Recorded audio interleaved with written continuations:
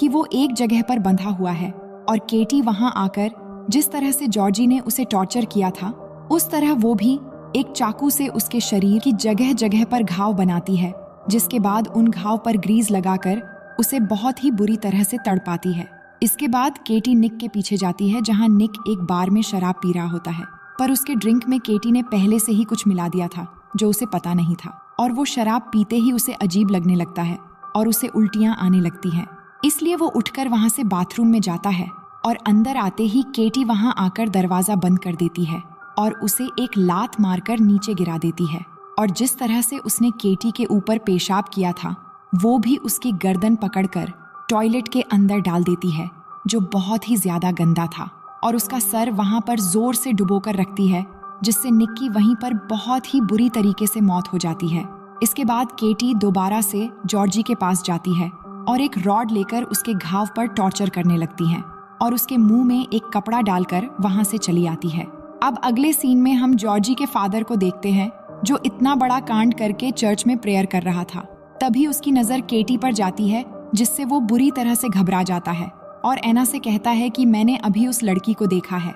ये कहकर वो केटी का पीछा करने लगता है और पीछा करते हुए वही सीवर लाइन के एक पॉइंट पर जाते ही केटी पीछे से अटैक करके उसे बेहोश कर देती है और जब उसकी आंख खुलती है तो वो देखता है कि केटी ने उसे एक बेड पर बुरी तरह से बांध रखा है। इसके बाद केटी एक इलेक्ट्रिक रॉड लेकर इसके मेन पार्ट पर लगाकर उसे शॉक देने लगती है, जिससे वो बुरी तरह से तड़पने लगता है और उसी की तरह उसके शरीर में भी जगह जगह पर शॉक देकर टॉर्चर करने लगती है। इसके बाद केटी वहां पर रखी एक इलेक्ट्रिक शॉक मशीन से 2 वायर लेकर उसमें से एक वायर उस बेड पर लगाती है और दूसरा उसके मुंह में डाल देती है, जिसके बाद जब वो मशीन ऑन करती है तो उसे जोर का इलेक्ट्रिक शॉक लगता है, जिससे उसके मुंह और शरीर से धुआं निकलने लगता है और इस तरह तकलीफ से गुजरते हुए इस कहानी के सबसे बड़े पापी की यहीं पर मौत हो जाती है।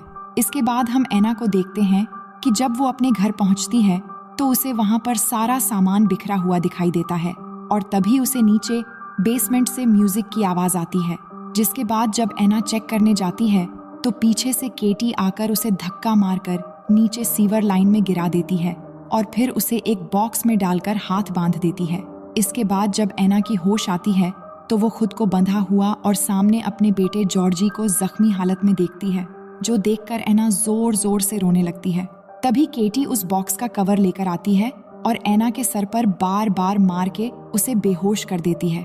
वहीं जब इवन घर आता है तो देखता है कि घर का सारा सामान बिखरा हुआ है, जिसके बाद वो बेसमेंट में जाता है और उसी गड्ढे से सीवर लाइन में पहुंच जाता है और वहां पहुंचकर वो जॉर्जी को बहुत ही बुरी हालत में देखता है। तभी पीछे से केटी आकर उसके सर पर मार के उसे बेहोश कर देती है। इसके बाद सीन शिफ्ट होती है और हम चर्च के फादर और डिटेक्टिव को देखते हैं, जहां पर फादर उसे केटी के बारे में बता रहे थे।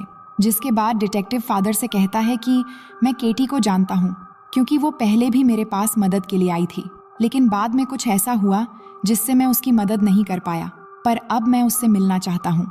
इसके बाद फादर डिटेक्टिव को उसी दरवाजे तक लेकर आते हैं जहाँ से केटी बचकर पहली बार चर्च में आई थी।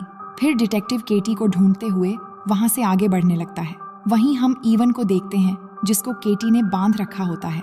तभी उसके पास में पड़े बॉक्स के अंदर से एना की आवाज सुनाई देती है तो वो उसे चुप रहने को कहता है, जिस पर केटी कहती है कि तुम्हें अपनी माँ से इस तरह बात नहीं करनी चाहिए।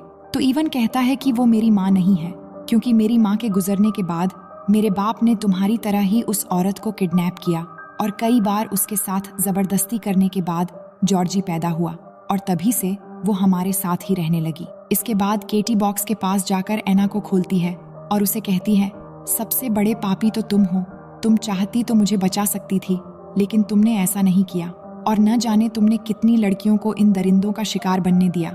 इसलिए अब देखो अपने बेटे जॉर्जी की बदतरीन हालत। जिसके बाद उसी के सामने ही जॉर्जी दर्द से जूझता हुआ आखिरकार अपना दम तोड़ देता है, जिसके बाद वो एना की बॉक्स एकदम से लॉक कर देती है।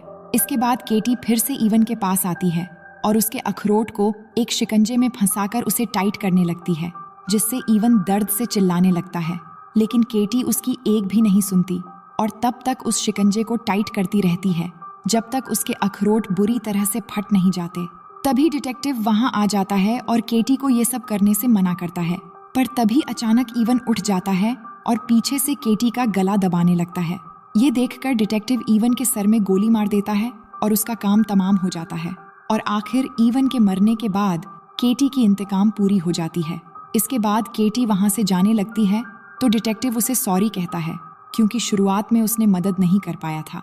अब कहानी के आखिर में हम केटी को अमेरिकन एम्बेसी जाते हुए देखते हैं और इसी के साथ ही ये कहानी यहीं पर खत्म हो जाती है। तो दोस्तों, उम्मीद है कि आपको केटी की कहानी बहुत पसंद आई होगी। और वैसे आपको क्या लगता है, क्या केटी ने इनको मार के अपना बदला लेकर सही किया या गलत? कमेंट करके हमें जरूर बताएं। तो मिलते हैं एक और नई शानदार कहानी के साथ। तब तक के लिए सबका बेहद शुक्रिया।